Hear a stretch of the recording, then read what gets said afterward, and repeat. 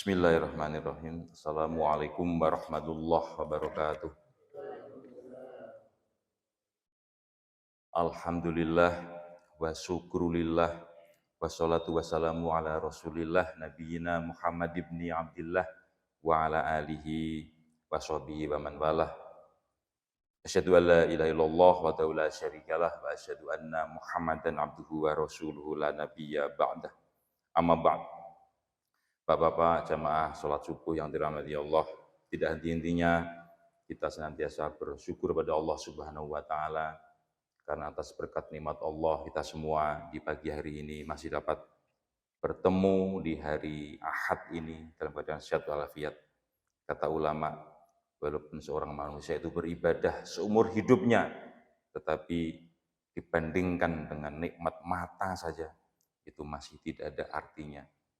Mata bisa melihat, kita alhamdulillah memiliki mata yang sempurna, dua-duanya sempurna. Tangan sempurna, jumlah jarinya ya 10, kakinya ya bisa berjalan sempurna. Pikiran kita juga alhamdulillah sempurna, diberikan Allah Subhanahu wa taala. Karena itu jemaah sekalian, setiap selesai sholat jangan lupa langsung buru-buru pulang ke rumah mau ngapain.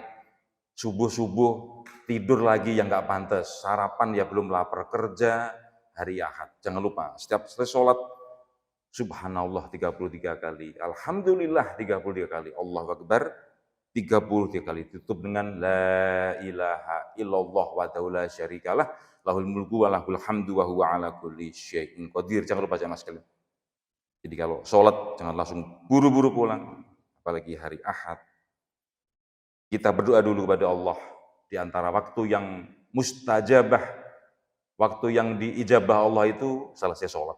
Bahkan kata ulama, kalau sehabis sholat jangan buru-buru pindah tempat, di situ saja dulu, berdoa dulu. Jangan buru-buru pindah ke atas atau ke belakang atau ke samping. Kecuali kalau mau sholat sunnah, baru disunahkan pindah tempat. Bapak-bapak, habis sholat duhur, pengen sholat sunnah, sunnahnya pindah tempat. Jemaah yang dirahmati Allah, kultum pada pagi hari ini membahas tentang ahkamul janaiz, di antara hukum-hukum jenazah jamaah sekalian. Nah, salah satu bagian di kepengurusan DKM nanti ke depan, nanti setelah diresmikan, dilantik, kami membuat bagian baru, yaitu bagian pemulasaraan jenazah. Ada jenazah laki-laki, ada jenazah perempuan.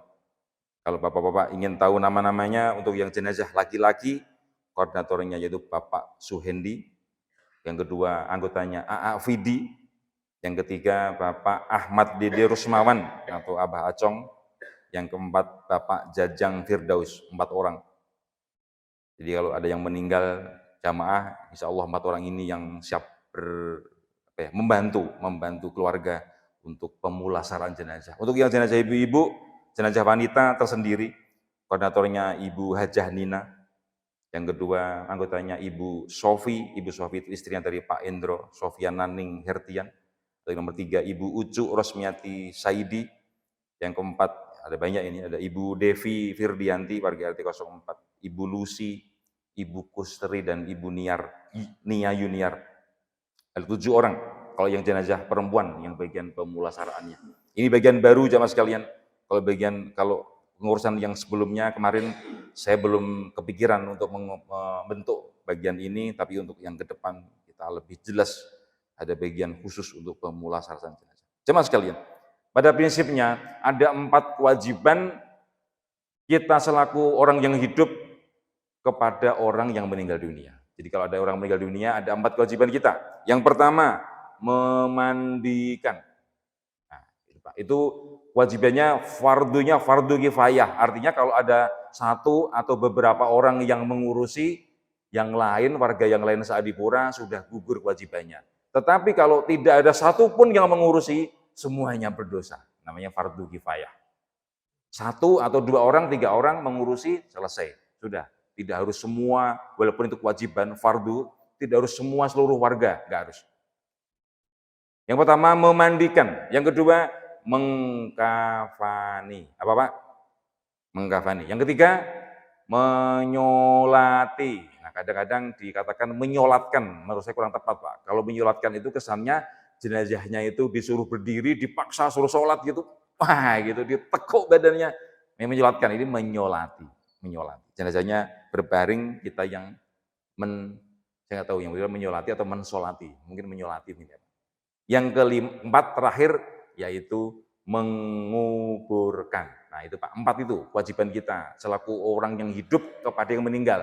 Yang satu, pertama tadi memandikan, yang kedua mengkafani, yang ketiga menyolati, yang keempat menguburkan.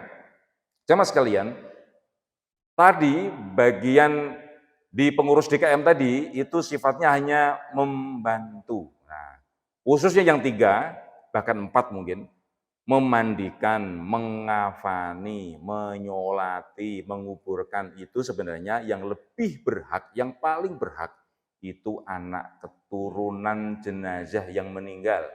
Nah, itu lebih berhak. Kalau enggak ya ahli warisnya, saudaranya.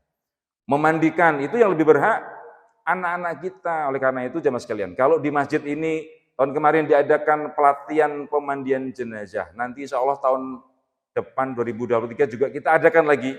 Itu sebaiknya bapak-bapak yang datang ke masjid jangan bapak-bapaknya saja, harusnya diajak putra-putrinya. Kita berharap jemaah sekalian, kalaupun kelak kita meninggal dunia, itu yang memandikan itu anak-anak keturunan kita. Jangan anak keturunan kita malah di pojokan sana cuma nyetatus di Facebook, di WA saja, tapi tidak mau mengurus jenazah kita ketika mereka masih hidup, kita yang menyekolahkan, mengasih makan, beliin baju, beliin mainan, dikuliahkan, dinikahkan. Ketika sudah meninggal,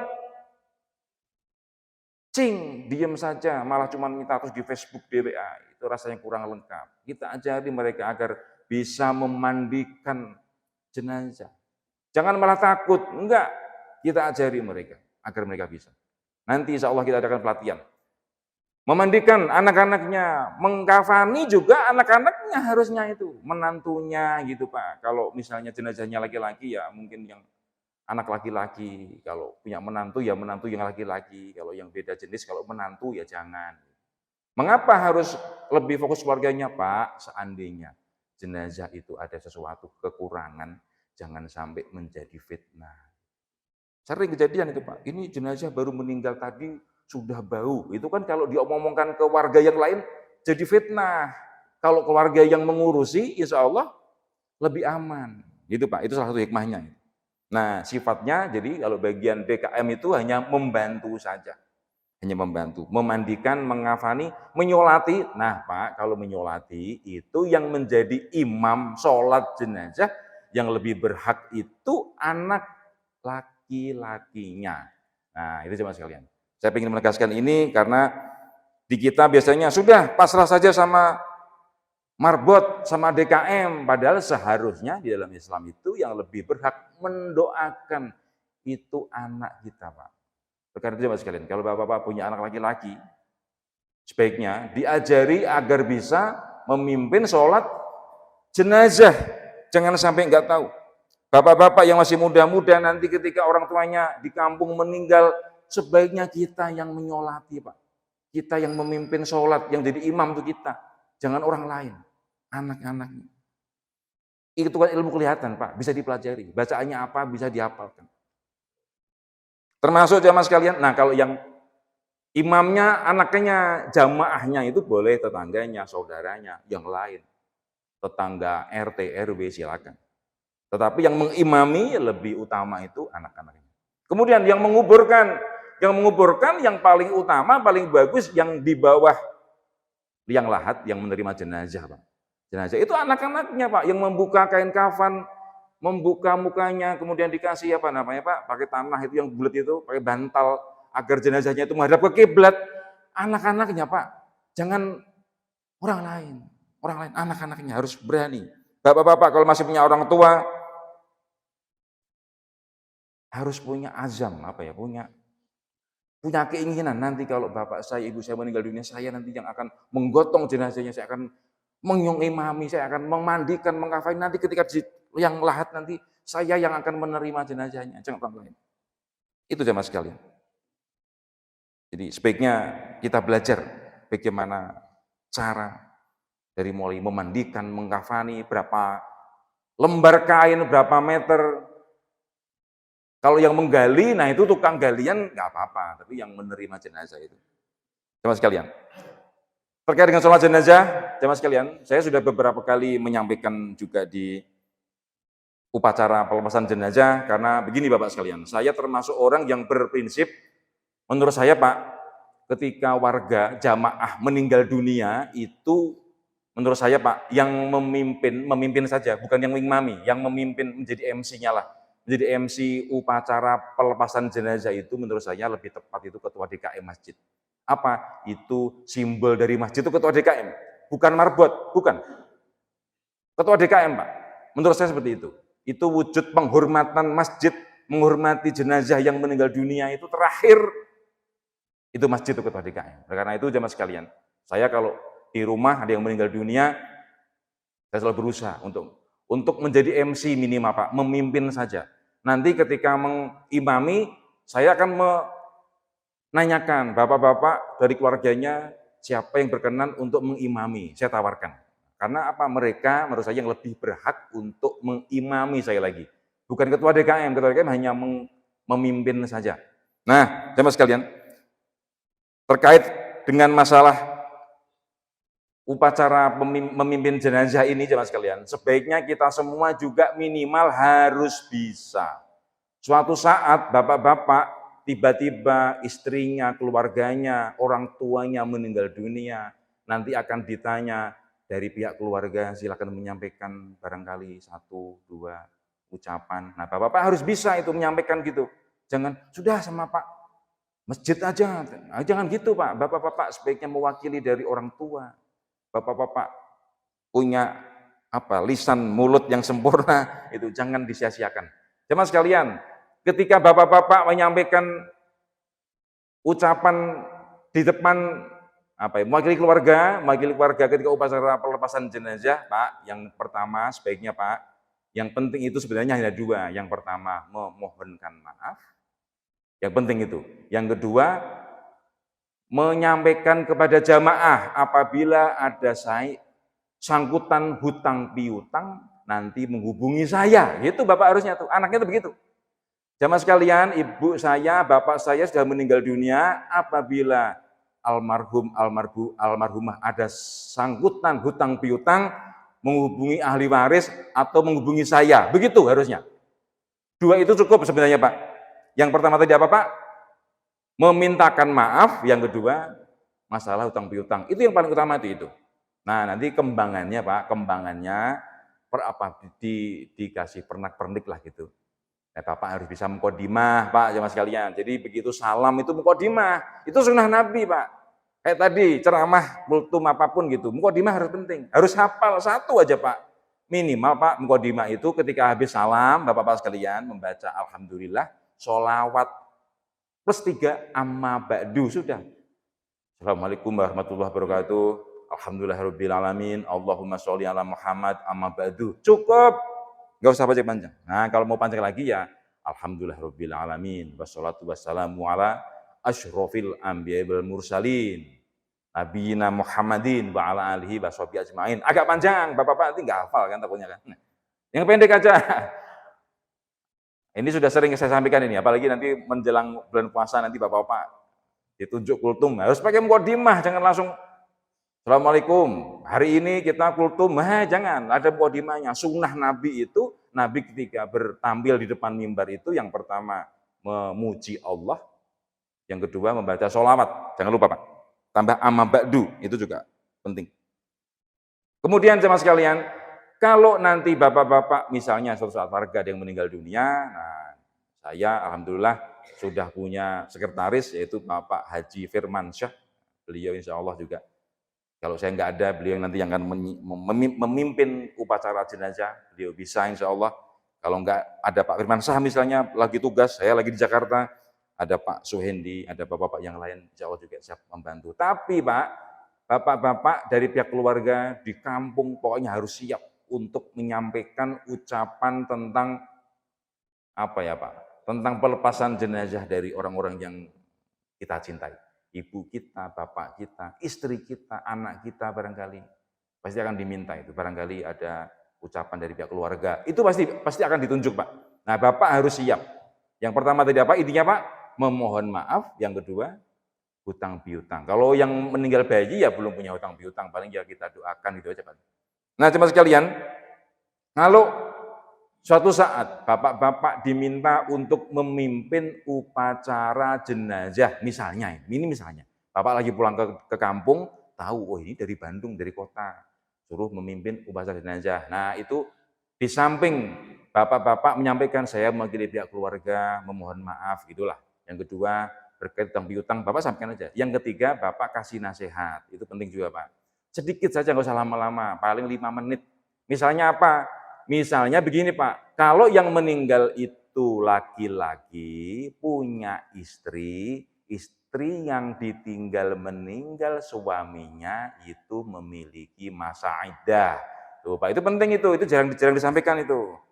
Nah, itu penting. Kadang di kita itu begitu meninggal selesai sudah gitu, istrinya langsung ke pasar, belanja ke mall baru hari ketiga. Enggak boleh, Pak. Masa iddah itu masa menunggu. Kalau suaminya itu meninggal dunia itu 4 bulan 10 hari. Sebaiknya di rumah, kecuali ada alasan darurat. Harus kalau enggak kerja nanti anaknya enggak bisa makan, boleh kerja silakan. Tetapi kalau masih bisa makan, harta suaminya dijual untuk makan. Tinggal di rumah, tidak boleh berdandan, Pak. Tidak boleh menerima pinangan, lamaran laki-laki lain. Itu namanya masa iddah. Nah, itu kalau perlu Bapak sampaikan, kemudian Bapak juga nasihati kepada jamaah sekalian, Bapak-bapak kita semua nanti bergiliran akan seperti ini, gitu Bapak sampaikan nasihat kepada jamaah yang lain. Itu kalau Bapak suatu saat nanti akan diminta untuk memimpin upacara jenazah. Harus bisa, semua jamaah harus bisa. Nah, jamaah sekalian, ada satu hal, jamaah sekalian, yang sering menjadi salah kaprah, mohon maaf ini saya harus sampaikan. Kita terbuka saja. Ada salah kaprah yang sering saya amati, Bapak-bapak sekalian, ketika orang memimpin jenazah. Biasanya siapapun jenazah mau baik mau enggak, biasanya yang memimpin itu gini, Bapak-bapak yang meninggal ini orang baik, setuju, baik gitu, Pak. Padahal kita tidak tahu betul baik atau tidak. Ke masjid juga enggak pernah, sama tetangganya juga hobinya apa, Pak? Berantem barangkali. Masa kita disuruh bilang baik? Hati-hati. Kalau jenazahnya, mohon maaf, bapak-bapak bilang baik, padahal aslinya itu enggak baik, jadi Pak, bapak nanti dapat dosa besar. Apa itu? Persaksian palsu. Nah, hati-hati itu. Hati-hati. Rasulullah bersabda, ala unabbiukum bi akbaril kabair. Maukah kalian aku sampaikan akbaril kabair, dosa paling besar yang paling besar. Itu kabair itu dosa besar, akbar itu paling besar, dosa paling besar dari yang paling besar. Yang pertama apa? Al-isyraku billah, syirik kepada Allah, berbuat syirik, menduakan Allah. Allah itu dipoligami, nah itu syirik. Percaya Allah iya, sholat iya, tapi ke dukun juga jalan, syirik namanya. Hati-hati, itu dosa besar. Yang kedua, hukukul walidain. Hukukul walidain, hukuk pakai ain, hukukul walidain. Apa itu? Durhaka kepada orang tua. Itu dosa besar. Yang ketiga, qaulu zur, perkataan yang bohong, wa syahadatu zur, persaksian yang palsu. Itu juga termasuk ancaman akbaril kabair, dosa besar yang paling besar. Saya, jemaah sekalian, kalau di sini mimpin, biasanya ini saya terbuka saja. Kalau saya yakin jenazahnya itu ahli masjid, apalagi dulu misalnya Pak Mahmud, saya berani Pak, bapak-bapak jenazahnya ini orang baik, Bapak setuju, gitu saya berani Pak. Tapi kalau mohon maaf, ke masjid nggak pernah, Jumatan juga nggak kelihatan, sholat id nggak kelihatan juga, alasannya mudik, masa disuruh bersaksi orang baik? Belum tentu lah, belum tentu. Dia mungkin baik di mata manusia, tapi dengan Allah belum tentu baik. Saya akan diam saja. Saya tidak akan menanya, apa akhirnya orang baik? Enggak, saya diam saja. Nah, gitu Bapak-Bapak sekalian. Nah, jadi Bapak-Bapak juga harus hati-hati itu. Hati-hati, jangan sampai kita memberikan kesaksian palsu. Karena saya sering melihat di kampung saya sana, di Jawa sana Pak, asal meninggal ditanya pasti, jenazah orang baik, itu setiap yang meninggal pasti begitu. Menurut saya itu kurang tepat, Pak. Kalau orangnya betul-betul baik, oke, kita setujui. Tapi kalau masih abu-abu, ragu-ragu, sebaiknya nggak usah ditanya. Sudah, kita mintakan maaf, kita doakan, selesai. Kemudian, jemaah sekalian, terakhir tentang sholat jenazah, jemaah sekalian. Yang sudah sering saya sampaikan, jadi sholat jenazah itu bukan 4 rakaat, salah, tapi 4 takbiratul ihram.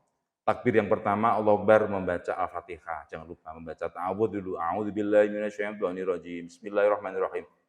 Baru Al-Fatihah. Yang kedua, membaca sholawat. Jangan lupa. Ini saya sering sampaikan ketika mengawali upacara jenazah di sini, Pak.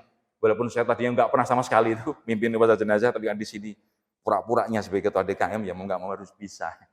Sholawat. Yang ketiga, doa. Nah, doanya ini, Pak, agak panjang. Bapak-bapak sebaiknya juga harus hafal.